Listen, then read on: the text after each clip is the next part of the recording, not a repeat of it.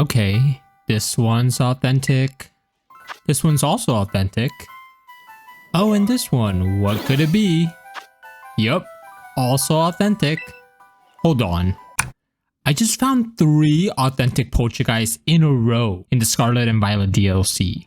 If the chance to encounter authentic Poltchageists is 1 in 100, the chances of this happening is 1 in a million. I should be jumping up and down with joy, so why am I so calm? Well, that's because this situation wasn't due to some insane luck. This situation was guaranteed.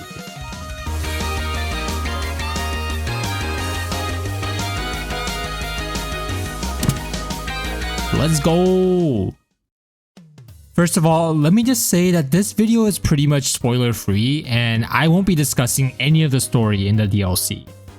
Alright, let's get to why you clicked on this video. How did I turn a 1 in 100 chance into a 100% chance? The answer has everything to do with Outbreaks. Actually, Outbreaks can't spawn authentic forms of Pokemon like Sinistea and Poltchageist. Well, Random Voice, you're wrong. That used to be true, but the release of the Teal Mask DLC for some reason changed everything. Now, it's possible to get outbreaks of entirely authentic Pokemon, and that, of course, includes a new Pokemon, Poltchageist. To set up the hunt, I went to one of the few locations where Poltchageist can spawn naturally. You can find them in either the Mossfell Confluence or at the end of Reveler's Road. You'll know you're in the right spot if you see a clump of bamboo trees. Based on what we know about outbreaks in Pokemon Scarlet and Violet, eating an encounter sandwich gives a higher chance of getting outbreaks for that type. So all I had to do was eat a ghost encounter sandwich, go to my Switch settings, and reset the time to reset my outbreaks. And it wasn't too long before I got my first Poltchageist outbreak at the end of Reveler's Road. What I didn't know at the time was that I should have known before even going to this outbreak that I would only find counterfeit Poltchageists, but more on that later. So usually I would be using the Let's Go feature to knock out 60 Pokemon in this outbreak to get the increased shiny rate, but I wanted to check whether this outbreak had authentic Poltchageists, or their artisan forms to be more precise. Artisan? Artisan? Artisan? God, I hate English. Anyway, I started catching the Poltchageists. The first one was a counterfeit form. Alright, maybe outbreaks have a mix of both artisan and counterfeit. So I caught another, and another, and another. But every single one was counterfeit. I knew authentic forms were possible in outbreaks based on my very extensive 10-minute search on Reddit before starting this hunt. I mean, the DLC's been out for like 2 days, so Reddit was really all I had, okay? So what was going on? Well, it turns out that Poltchageist outbreaks are either all counterfeit or all artisan forms. There was no mix. In fact, the reason I should have known before even coming to this outbreak that it wasn't going to be the artisan form was because these 2 forms show up as completely different Pokemon on the map, as long as you haven't already encountered both forms yet. I didn't know any of this at the time, of course, so all I could do was gobble up another Ghost Encounter 3 sandwich and start resetting outbreaks again. A little while later, I saw an outbreak with a question mark in the Mossfell Confluence, where Poltchageists usually spawn. I would have ignored it and moved on because I wasn't as wise back then, but I knew for a fact that I had already caught every single Pokemon that can be found in that area. So out of pure curiosity, I decided to head over there and, to my surprise, Poltchageist. It was a Poltchageist outbreak. It made no sense to me at the time why it was a question mark on the map because I had obviously encountered Poltchageist before.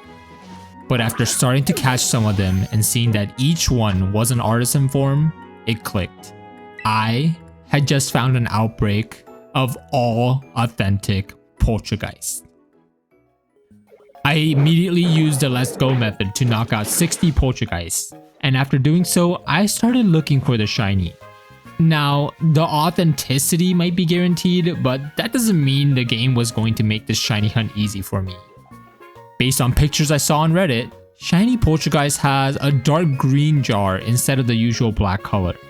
I thought it'd be easy to tell, but Game Freak really gave these Pokemon the smallest sprites possible. Plus, the lighting in this game makes it hard to distinguish between black and dark green unless I'm really up close and personal. But finally, after 3 shiny sandwiches, during which I probably missed a couple shiny Poltchageists, I finally found one. Wait, that one looks a little different. Yo, this one's definitely shiny. Let's go. Next to its friends, it was more obvious that this was a shiny. But you can't tell me that you would have been able to spot this from a distance. After encountering it and catching it in a friend ball, the Pokédex entry confirmed that this, in fact, was a shiny authentic Poltchageist. Everyone, meet Tea Master, named after my favorite matcha ice cream shop. But I wasn't done. Poltchageist has an evolution and I wanted the entire tea set collection. What I didn't know was that it would take me 7 whole sandwiches before I found the next one, which only happened because of an impulse decision. Okay, I don't think there's any shinies here, so let me just reset these spawns. Actually, let me just circle back one more time to check. Wait. Hold up. Is that one shiny? If I hadn't made the decision to check around one more time, this shiny would have been lost for good. But yes, this was a shiny. After taking some selfies with it, of course, I encountered it and caught it in a dust ball. I decided to call this one Pocha, and you wouldn't believe it, it was also authentic. No way, right? Well, as much as I love having 2 shiny authentic Poltchageists, one of them was going to have to step up and become a Sinistea. So after heading over to the Timeless Woods and convincing my favorite Pokemon to give me access to his cave, I found the masterpiece teacup. And then there was only one thing left to do. Tea Master, Pocha, listen, I know we've all really gotten close during our 3 whole hours together. But now, I have to choose. Only one of you can become a Sinistea. It's okay. I'll give you the honor, big brother. Are you sure? Yes. Become the masterpiece you were always meant to be. It was decided. After the touching conversation between the siblings, I handed Tea Master the masterpiece teacup. He left his old tea set and entered the cup, becoming a masterpiece Sinistea. Now that may be the end of this chapter, but it's the beginning of our adventures. Tea Master, Pocha, and I have growing to do, lands to explore, and of course, shinies to find. If you enjoyed this video, consider liking and subscribing. It really helps me out a lot. And if you have any other questions about this method, leave a comment and I'll make sure to respond. But for now, it seems the only thing left to say is, it was nice to meet ya!